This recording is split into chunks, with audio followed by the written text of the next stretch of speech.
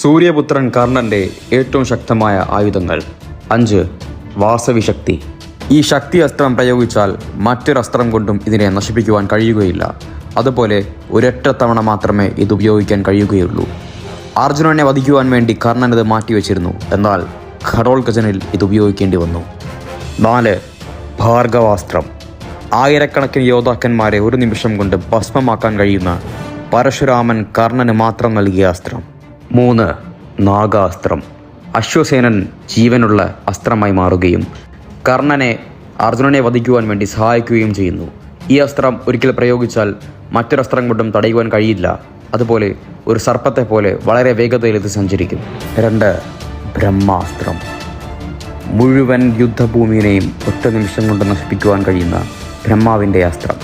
എന്നാൽ പരശുരാമനിൽ നിന്ന് ലഭിച്ച ശാപം കാരണം കർണൻ ഇത് മറന്നുപോകുന്നു. 1. വിജയധനുസ്. ശിവനിർമ്മിതമായ വിജയധനുസ് പരശുരാമനിൽ നിന്ന് കർണന് ലഭിക്കുന്നു. ഇത് തന്നെയാണ് കർണൻ്റെ കയ്യിലെ ഏറ്റവും ശക്തിയുള്ള ആയുധം.